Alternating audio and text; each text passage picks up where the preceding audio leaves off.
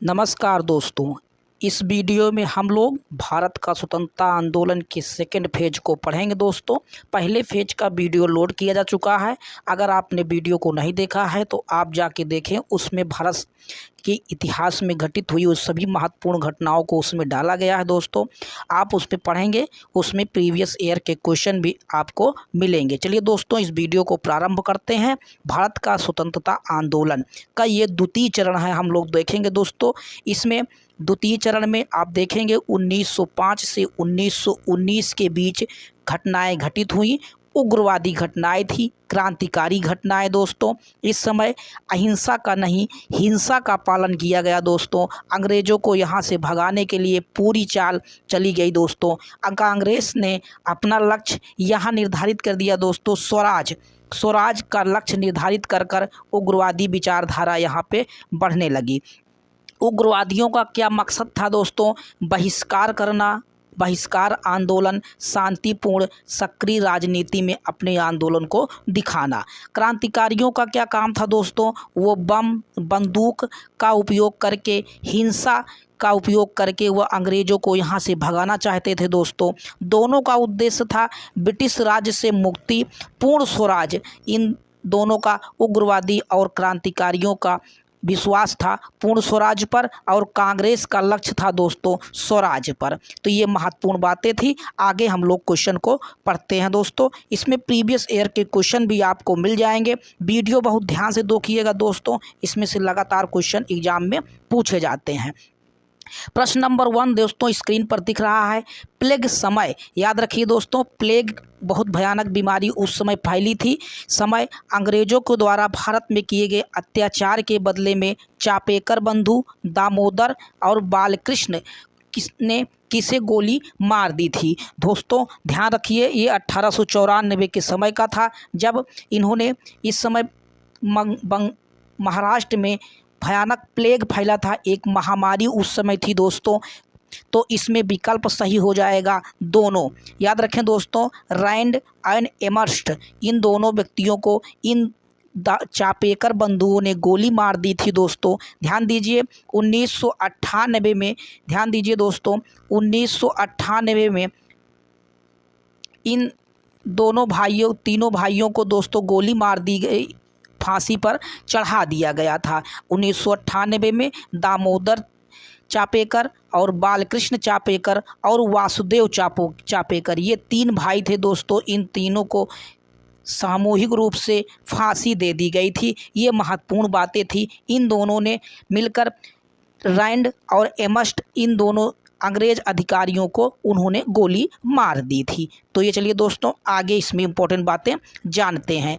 इसमें इम्पोर्टेंट बातें ध्यान दीजिए दोस्तों, ये भारतीय आतंकवाद का पहला विस्फोट था दोस्तों। यूरोपियों पर भारतीयों के द्वारा किया गया पहला क्रांतिकारी हमला था दोस्तों। इसमें तिलक ने अपने बुक या पत्र केसरी में उन्होंने इस बात की व्याख्या उन्होंने की थी दोस्तों। चलिए दोस्तों आगे नेक्स्ट इसमें इम्पोर्टेंट बातें और भी जानते हैं। वीडियो बहुत ध्यान से देखिएगा दोस्तों, इसमें वो सारी घटनाएं आपको मिलेंगी जो आए एग्जाम में पूछी जाती है। अच्छी, तिलक ने इस समय 2 वाक्य बोले थे दोस्तों, इस वाक्य को भी आप याद रखें। अच्छी विदेशी सरकार की अपेक्षा हीन स्वदेशी सरकार श्रेष्ठ होती है, बाल गंगाधर तिलक। स्वराज मेरा जन्मसिद्ध सिद्ध अधिकार है और मैं इसे लेकर रहूँगा, ये बाल गंगाधर तिलक का नारा था दोस्तों कि स्वराज मेरा जन्म सिद्ध अधिकार है और मैं इसे लेकर रहूँगा। इन दोनों बातों को भी आप याद रखें दोस्तों। इस पे लगातार ये वाला क्वेश्चन बहुत इंपॉर्टेंट है, लगातार एग्जामों में पूछा गया है कि स्वराज मेरा जन्म सिद्ध अधिकार है और मैं इसे लेकर रहूँगा, ये नारा किसने दिया था? तो आप याद रखें, बाल गंगाधर तिलक। ठीक है दोस्तों, अगला क्वेश्चन पढ़ते हैं।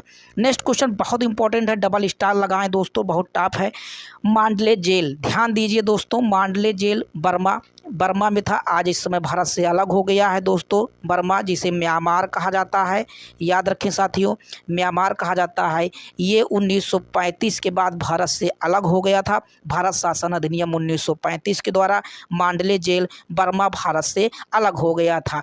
कि उसी जेल में रहते हुए बाल गंगाधर तिलक ने गीता रहस्य नामक पुस्तक किसने लिखी थी? तो याद रखें साथियों, इसमें विकल्प सही हो जाएगा दूसरे वाले में डी, बाल गंगाधर तिलक। ये क्वेश्चन कई बार पूछा गया है कि बाल गंगाधर तिलक जेल में रहते हुए कौन सी पुस्तक लिखी थी? तो दोनों बातें याद रखें दोस्तों, गीता रहस्य उन्होंने मांडले जेल बर्मा में रहते हुए इस बुक को उन्होंने लिखा था। तो इस बात को याद रखें, बहुत इंपॉर्टेंट क्वेश्चन है, डबल स्टार लगा लें दोस्तों, लगातार इस पर क्वेश्चन पूछे जाते हैं।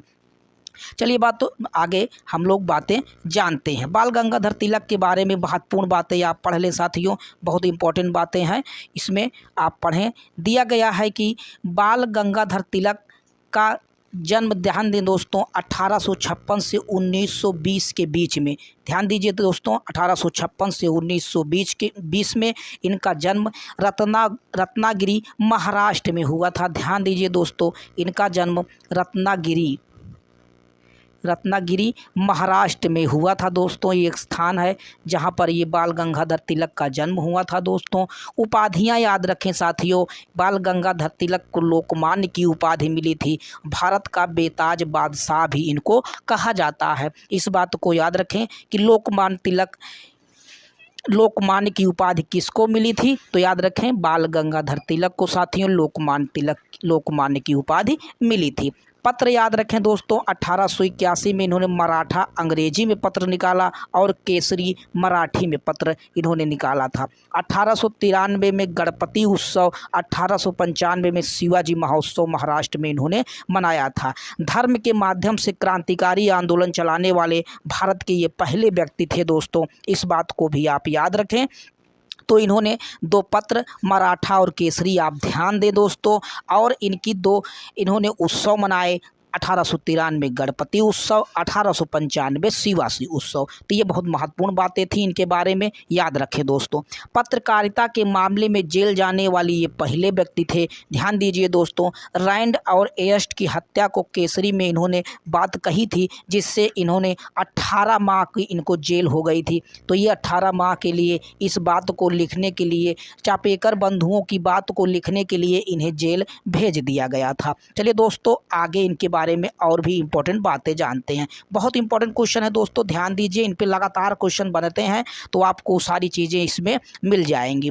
1896 और 97 ईस्वी में इन्होंने संपूर्ण महाराष्ट्र में दोस्तों कर न देने का आंदोलन चलाया, जिससे जनता ने इन्हें लोकमान्य की उपाधि दी थी। जब ये महाराष्ट्र में 96-97 में आंदोलन चला रहे थे, कर न देने का आंदोलन चलाया दोस्तों, तभी वहाँ की जनता ने इससे प्रभावित होकर लोकमान्य की उपाधि इनको दी थी। लंदन टाइम्स संवाददाता, ये बहुत इंपॉर्टेंट क्वेश्चन है, इसको भी आप नोट कर लें दोस्तों, इस पर लगातार क्वेश्चन पूछे जाते हैं। तो लंदन टाइम्स के संवाददाता इंडियन अनरेस्ट ने लेखक वेलेंटाइन चिरोल, याद रखें दोस्तों, इस नाम को भी याद रखें, वेलेंटाइन चिरोल ने इन्हें भारतीय अशांति का जन्मदाता कहा है, बाल गंगाधर तिलक को। एक महत्वपूर्ण बात ये रखें दोस्तों, कई बार एक क्वेश्चन पूछा गया है कि भारतीय राष्ट्रीय कांग्रेस के अध्यक्ष कौन कभी नहीं बना? तो ये भारतीय राष्ट्रीय कांग्रेस के कभी अध्यक्ष नहीं बने थे, इस बात को भी आप याद रखें दोस्तों, ये कभी उसके अध्यक्ष नहीं बने थे। तो ये 2 बार जेल पत्रकारिता के रूप में गए दोस्तों। 1997 में रैंड और एमस्ट के लिए 18 माह की सज़ा इनको मिली दोस्तों। उसके बाद 1908 में इन्होंने 6 साल की सज़ा, राजद्रोह को लेके इन्हें 6 साल की सज़ा, 1908 में इन्हों जेल जाना पड़ा। तो ये महत्वपूर्ण बातें बाल गंगाधर तिलक के बारे में थी दोस्तों, आप इनको बातों को याद रखें, इन पर लगातार क्वेश्चन पूछे जाते हैं। ठीक है दोस्तों, नेक्स्ट क्वेश्चन हम लोग पढ़ते हैं। तो ये महाराष्ट्र में क्रांतिकारी आंदोलन के बारे में हम लोग पढ़ेंगे दोस्तों। महाराष्ट्र में क्रांतिकारी आंदोलन हुए, उसमें कौन सक्रिय रहा और किसका महत्वपूर्ण योगदान रहा, उनके बारे में चलिए दोस्तों हम लोग जानते हैं। तो चलिए, एक महत्वपूर्ण क्वेश्चन है जो लगातार एग्जामों में पूछा जाता है, आप ध्यान से देखिए इस क्वेश्चन को दोस्तों, डबल स्टार जरूर लगा लें। मित्र मेला परिवर्तित होकर अभिनव भारत में बदल गया 1904 में किसने किया था? बहुत इंपॉर्टेंट क्वेश्चन क्वेश्चन है दोस्तों, मित्र मेला और अभिनव भारत, ये दोनों बातों को आप याद रखें, ये नाम को याद रखें। मित्र मेला, अभिनव भारत का परिवर्तन 1904 में हुआ था, इसकी स्थापना और ये परिवर्तन अगर किसने किया तो ध्यान दीजिए दोस्तों, विकल्प नंबर 20 में सही हो जाएगा। तीसरे में वीर सावरकर। कौन थे दोस्तों? वीर सावरकर। महाराष्ट्र में सावरकर की थे बीडी सावरकर। इसकी स्थापना दोस्तों याद रखें, इन्होंने नासिक में की थी, नासिक महाराष्ट्र में इसकी स्थापना की गई थी। तो आप इस बात को भी आप याद रखें साथियों, नासिक में इन्होंने इसकी स्थापना की थी। इसमें से दो और महत्वपूर्ण बातें याद रखें दोस्तों, यह संस्था गुप्त रूप से चलती थी। इसमें कुछ महत्वपूर्ण बातें अगर आप ध्यान दें दोस्तों तो आगे कुछ महत्वपूर्ण बातें हम लोग पढ़ते हैं। इस क्वेश्चन को जरूर याद रखें, इस पे लगातार क्वेश्चन। मित्र मेला और अभिनव भारत, इस दोनों बातों को आप याद रखें दोस्तों, सावरकर ने इसकी स्थापना की थी।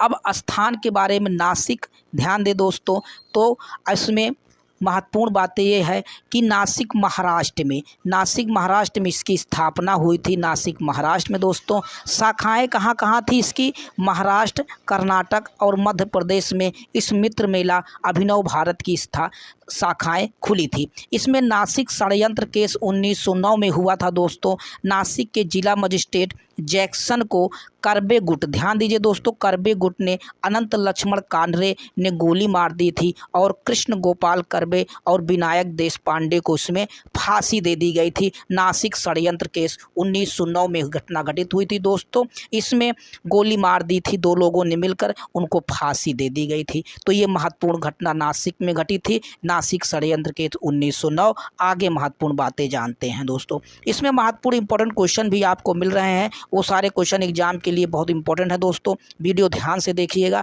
आपको महत्वपूर्ण बातें मिलेंगी। बंगाल के क्रांतिकारी आंदोलन हम लोग पढ़ेंगे। अनुशीलन समिति, ध्यान दीजिए दोस्तों, 3 समितियां, मित्र मेला और अभिनव भारत, वीर सावरकर ने स्थापना की थी। और अनुशीलन समिति की स्थापना किसने की थी? ये बंगाल में सक्रिय था दोस्तों, ये आंदोलन बंगाल में सक्रिय था। इस बात को बहुत ध्यान से रखें दोस्तों, बंगाल में अनुशीलन समिति की स्थापना हुई थी। और इस संस्था की स्थापना किसने की थी? तो विकल्प नंबर सी सही हो जाएगा दोस्तों, वरिंद्र कुमार घोष और भूपेंद्र नाथ दत्त, इन दोनों ने मिलकर की थी। वरिंद्र कुमार घोष दोस्तों अरबिंदो घोष के छोटे भाई थे और भूपेंद्र नाथ दत्त विवेकानंद के छोटे भाई थे। अब आप याद रखें दोस्तों, विवेकानंद का नाम नरेंद्र नाथ दत्त था, आपको याद होगा दोस्तों, नरेंद्र नाथ दत्त था, इनके बचपन का नाम नरेंद्र नाथ दत्त था। उन्हीं के छोटे भाई भूपेंद्र नाथ दत्त थे दोस्तों। इन दोनों ने मिलकर अनुशीलन समिति की स्थापना की थी दोस्तों। अब आप ध्यान दें दोस्तों, अनुशीलन समिति की स्थापना अगर कब हुई थी तो याद रखें साथियों, इसकी स्थापना 1906 में हुई थी। कब हुई थी दोस्तों? 1906 में। इस बात को भी आप याद रखें दोस्तों। आगे इनमें इंपॉर्टेंट बातें हम लोग जान लेते हैं दोस्तों, बहुत इंपॉर्टेंट घटनाएं हैं, इन पे लगातार क्वेश्चन बनते हैं। चलिए दोस्तों, इनमें इंपॉर्टेंट बातें हम लोग जानते हैं। इंपॉर्टेंट बातें अगर आप याद रखें दोस्तों, तो इन दोनों ने मिलकर युगांतर पत्रिका का संपादन किया था। वरिंद्र कुमार घोष और भूपेंद्र नाथ दत्त ने ये समाचार पत्र निकालते थे। इनका प्रमुख उद्देश्य अगर आप याद रखें तो चौंक जाएंगे दोस्तों, इनका आतंकवादी या आप सबसे हिंसात्मक इनका था दोस्तों, खून के बदले खून, ये इनका महत्वपूर्ण उद्घोष था या उद्देश्य था कि अगर अंग्रेज एक भारतीयों को मारेंगे तो हम भी अंग्रेजों को एक भारतीयों को मारने का प्रयास करेंगे दोस्तों। वरिंद्र कुमार घोष दोस्तों 1905 में भवानी मंदिर नामक एक पुस्तक लिखी थी। याद रखें, भवानी मंदिर नामक पुस्तक किसने लिखी थी? वरिंद्र कुमार घोष थे। दूसरी वर्तमान रणनीति, इनकी एक बुक और थी, 2 बुक इन्होंने लिखा था दोस्तों, भवानी मंदिर और वर्तमान रणनीति, वरिंद्र कुमार घोष ने। चलिए दोस्तों, आगे इंपॉर्टेंट बातें हम लोग जानते हैं। सारे इंपॉर्टेंट क्वेश्चन है दोस्तों, जिन पर लगातार क्वेश्चन बनते हैं, तो आप याद रखें।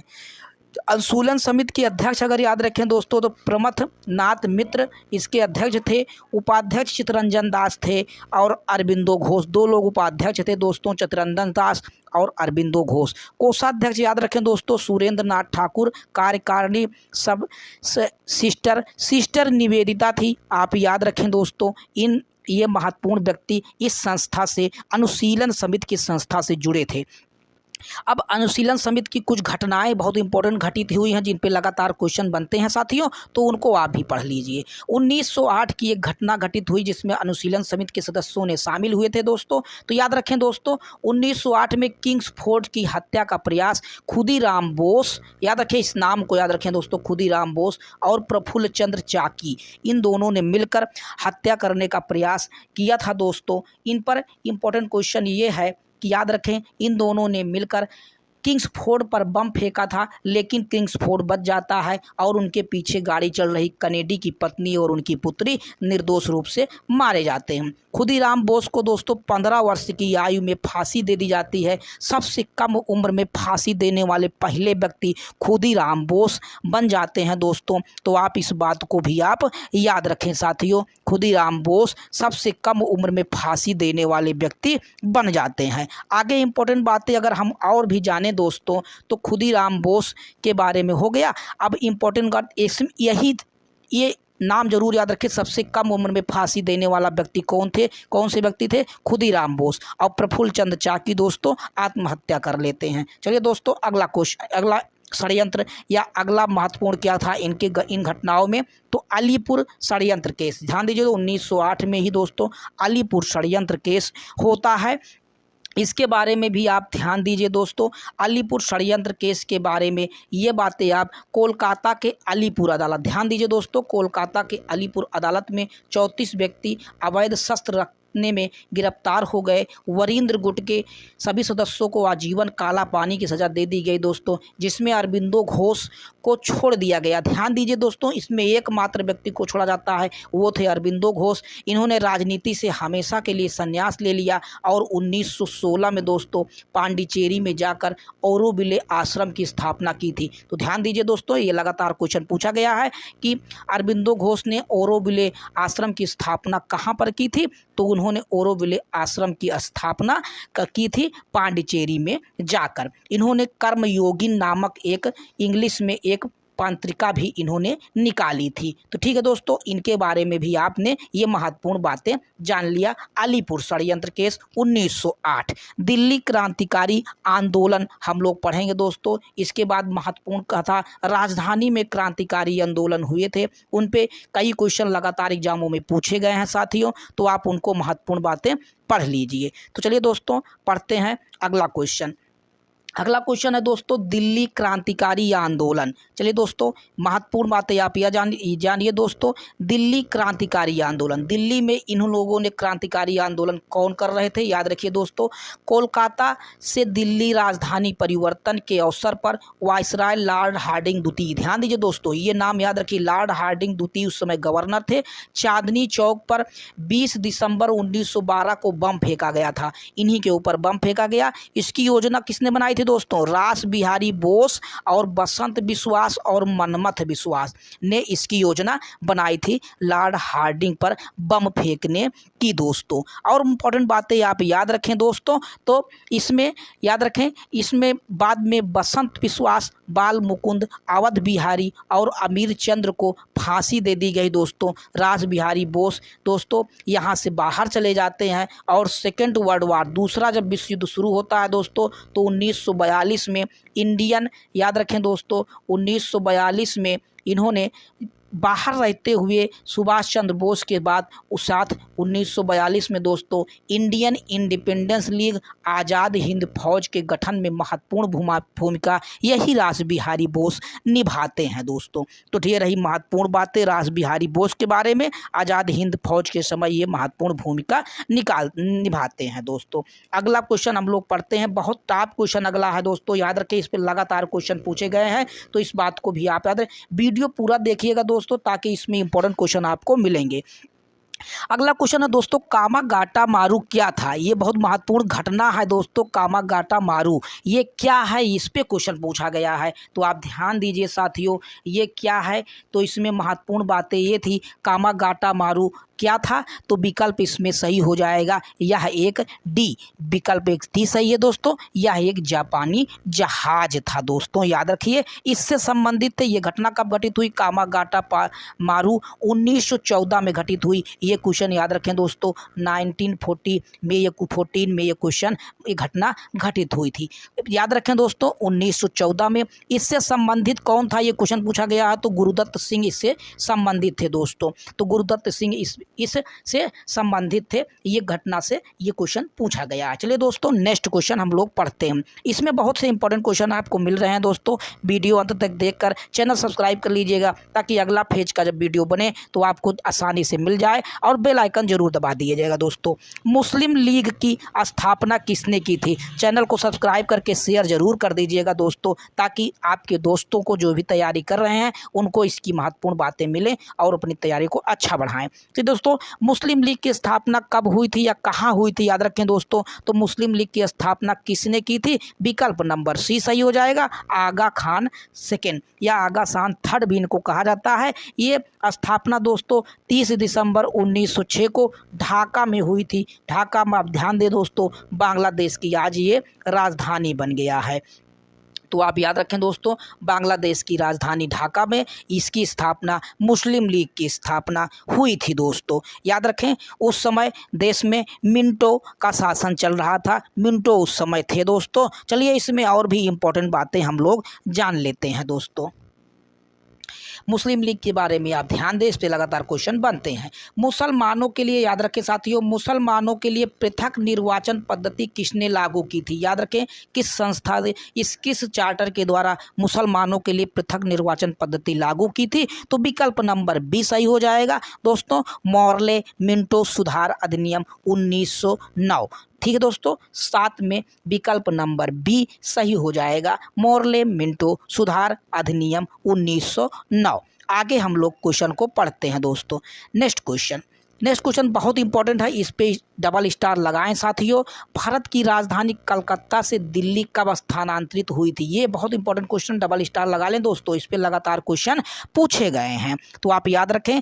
तो इसमें विकल्प सही हो जाएगा सी साथियों, 1912 सी साथियों, 1912 में दिल्ली भारत की राजधानी बन गई थी। तो इसमें इंपॉर्टेंट बातें आप याद रखें दोस्तों। इसमें महत्वपूर्ण बातें अगर आप ध्यान दें दोस्तों, तो कुछ महत्वपूर्ण बातें इस घटना में थी। दिल्ली दरबार कब घटित हुआ? याद रखें दोस्तों, उस समय के गवर्नर थे दोस्तों, उन्हीं के शासन हार्डिंग सेकेंड, याद रखें दोस्तों, हार्डिंग सेकेंड। दिल्ली दरबार 1911 और 1911 में 12 दिसंबर 1911 को दिल्ली में दोस्तों ध्यान रखें भव्य दरबार का आयोजन किया गया। इंग्लैंड के सम्राट जॉर्ज पंचम और महारानी मैरी का भारत पर आगमन हुआ दोस्तों। उन्हीं के स्वागत में हार्डिंग सेकेंड ने बंगाल विभाजन को इसी समय रद्द किया गया दोस्तों, और दिल्ली से कोलकाता भारत की राजधानी बन गई। 23 दिसंबर 1900 भारत को दिल्ली भारत की राजधानी बनी साथियों,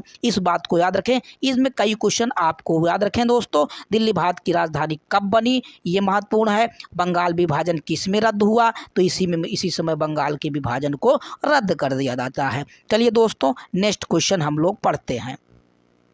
अगला क्वेश्चन है, बहुत इंपॉर्टेंट है, ध्यान दीजिए दोस्तों, याद रखिए। भारतीय राष्ट्रीय कांग्रेस और मुस्लिम लीग का एक कब हुए थे? याद रखें दोस्तों, एक कब हुए थे? ये इतना इंपॉर्टेंट क्वेश्चन है दोस्तों, लगातार एग्जामों में इसको दोहरा के पूछता है, कई तरीके से घुमा घुमा के पूछता है। तो आप याद रखें, इसमें सारी बातें आज हम लोग क्लियर कर लेंगे, ताकि इन पे पूछे गए वो सारे क्वेश्चन कभी भी आपके गलत नहीं होंगे। तो ध्यान दीजिए दोस्तों, भारतीय राष्ट्रीय कांग्रेस और मुस्लिम लीग का किस जगह पर इकट्ठा हुए थे? तो विकल्प नंबर बी सही हो जाएगा दोस्तों, लखनऊ कांग्रेस अधिवेशन में ये दोनों लोग मंच पर आते हैं। अब इसमें ध्यान दीजिए दोस्तों, कब इनका विभाजन हुआ था? तो याद रखें साथियों, 1907 में कांग्रेस का विभाजन हुआ था, नरम दल गरम दल अलग हो गए थे, और यही 1916 में जब ये घटना घटित हुई, तो याद रखें दोस्तों 1916 में लखनऊ कांग्रेस अधिवेशन हुआ। उस समय मुस्लिम लीग और भारतीय राष्ट्रीय कांग्रेस एक मंच पर आए साथियों, इस बात को भी याद रखें दोस्तों। अब इम्पोर्टेंट बातें चलिए इसमें पढ़ते हैं, तो आपको सारी बातें एकदम ध्यान से समझ में आ जाएंगी दोस्तों। अब याद रखिए दोस्तों 1916 में, याद रखें ये डेट याद रखें दोस्तों, लगातार इन पर क्वेश्चन पूछे गए हैं। लखनऊ कांग्रेस अधिवेशन पर जिसकी अध्यक्षता अंबिका चरण मजूमदार, याद रखें दोस्तों अंबिका चरण मजूमदार ने इसे कि ऐसे लखनऊ समझौते में कांग्रेस लीग समझौता कहा जाता है। क्या कहा जाता है साथियों? कांग्रेस लीग समझौता, क्योंकि कांग्रेस और मुस्लिम लीग एक मंच पर 1916 में लखनऊ अधिवेशन में आए। ध्यान दीजिए दोस्तों, सूरत अधिवेशन 1907 में कांग्रेस का विभाजन दो तरीके से हो गया था दोस्तों, नरम दल और गरम दल अलग हो गए थे। क्या थे तो दोस्तों? नरम दल और गरम दल अलग हो गए थे 1907 में सूरत अधिवेशन में, कांग्रेस के अधिवेशन में। तो इस बात को भी आप याद रखें साथियों।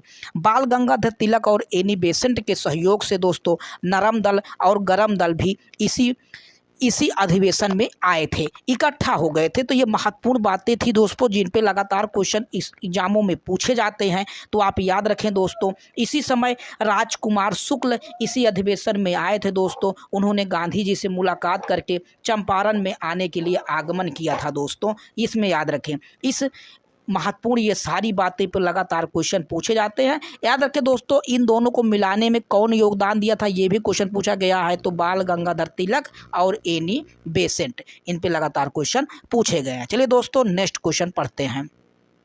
ये सारे क्वेश्चन आपके एग्जाम के लिए 4 से 5 क्वेश्चन लगातार इसमें मिल रहे हैं। बहुविकल्पी कई क्वेश्चन बन सकते थे दोस्तों, लेकिन हमने इसको सभी को आपके एक साथ करने का कोशिश किया और जो इंपॉर्टेंट क्वेश्चन थे उनको भी बताने की कोशिश की है, ताकि इन पे सारे क्वेश्चन जो आए तो आप एग्जाम में आपको किसी भी चीज़ की समस्या ना हो साथियों। चलिए दोस्तों नेक्स्ट क्वेश्चन पढ़ते हैं। क्वेश्चन नंबर 10, होम रूल आंदोलन की शुरुआत किसने की थी? बहुत टॉप क्वेश्चन दोस्तों, इंपॉर्टेंट है, लगातार इस पर क्वेश्चन पूछा जाता है कि होम रूल आंदोलन की शुरुआत किसने की थी? विकल्प याद रखें, सी सही हो जाएगा दोस्तों। बाल गंगाधर तिलक और एनी बेसेंट, इन दोनों ने अपने अपने अलग अलग तरीके से इन्होंने होम रूल लीग की, होम रूल आंदोलन की शुरुआत की थी। इसमें इंपॉर्टेंट बातें जब आप पढ़ेंगे तो आप इनके बारे में महत्वपूर्ण चीज़ें आप समझ जाएंगे। चलिए दोस्तों इंपॉर्टेंट बातें आप पढ़े दोस्तों, याद रखें होम रूल आंदोलन 2 लोगों ने चलाया था, बाल गंगाधर तिलक और एनी बेसेंट। ठीक है दोस्तों, आगे इसमें महत्वपूर्ण बातें जानते हैं। अब इंपॉर्टेंट बातें ये जाने दोस्तों, बाल गंगाधर तिलक का जो होम रूल था उसमें 23 अप्रैल 1916 को साथियों, 23 अप्रैल 1916 को 23 अप्रैल 1916 को साथियों याद रखें, बाल गंगाधर तिलक ने पूरे महाराष्ट्र में, याद रखें साथियों, पूरे महाराष्ट्र में होम रूल लीग की स्थापना की थी। तो इनका स्थान कहाँ था दोस्तों?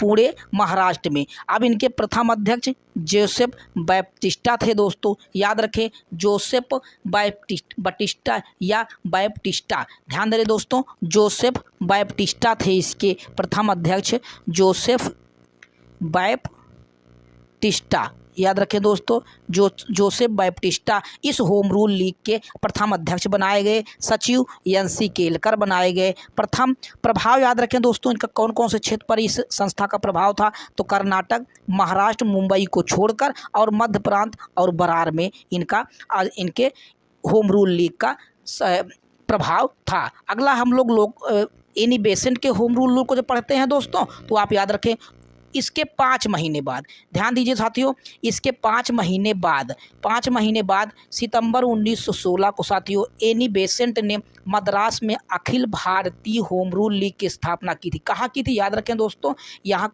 1916 डेट भी याद रखें दोस्तों, और एनी बेसेंट ने मद्रास में की थी। याद रखें दोस्तों, मद्रास में इन्होंने इस संस्था की स्थापना मद्रास में की थी। संस्थापक एनी बेसेंट खुद थी दोस्तों। एनी बेसेंट एक आयरिश महिला थी, इस बात को भी आप याद रखें दोस्तों, इन्होंने आयरिश महिला थी। सचिव इसके जॉर्ज आरुंडेल बनाए गए। सुशासन आंदोलन तिलक के क्षेत्र को छोड़कर बाकी सभी भागों में इनके होम रूल आंदोलन का प्रभाव था दोस्तों। तो ये दोनों लोगों के होम रूल को हम लोगों ने पढ़ा। 5 महीने बाद इन्होंने एनी बेसेंट ने शुरू किया मद्रास में, और इसके पहले बाल गंगाधर तिलक पुणे महाराष्ट्र में उन्होंने अपना होम रूल लीग चलाया था दोस्तों। तो ये महत्वपूर्ण बातें थी दोस्तों, इन दोनों के बारे में आप याद रखें साथियों। अगला हम लोग इन पे बारे में इंपॉर्टेंट बातें और जानते हैं दोस्तों। तो कुछ इंपॉर्टेंट बातें और ध्यान दीजिए दोस्तों, इन दोनों के बारे में लगातार क्वेश्चन पूछे जाते हैं। तो तिलक का पत्र मराठा और केसरी निकाला था दोस्तों। इनका जो स्वराज मेरा जन्मसिद्ध अधिकार है, मैं इसे लेकर रहूँगा, ये महत्वपूर्ण नारा इन्होंने दिया था। एनी बेसेंट के अंदर 2 पत्रिकाएं निकाली दोस्तों, कॉमनवेल्थ और न्यू इंडिया। ये याद रखें दोस्तों, न्यू इंडिया और कॉमनवेल्थ एनी बेसेंट का था। 1917 में कांग्रेस की प्रथम महिला अध्यक्ष बनी थी। याद रखें दोस्तों, ये लगातार क्वेश्चन पूछा जाता है कि कांग्रेस की प्रथम महिला अध्यक्ष कौन बनी थी। तो 1917 में कांग्रेस की प्रथम महिला अध्यक्ष साथियों एनी बेसेंट बनी थी। याद रखें, अगर भारतीय की बात पूछी जाए दोस्तों, तो भारतीयों की अगर पहली भारतीय महिला कौन बनी थी तो सरोजनी नायडू थी। उसे हम लोग आगे पढ़ेंगे। इसमें एनी बेसेंट आप याद रखें दोस्तों, 1917 में कांग्रेस की अध्यक्ष बनाई गई थी। चलिए दोस्तों, अगला नेक्स्ट क्वेश्चन हम लोग पढ़ते हैं।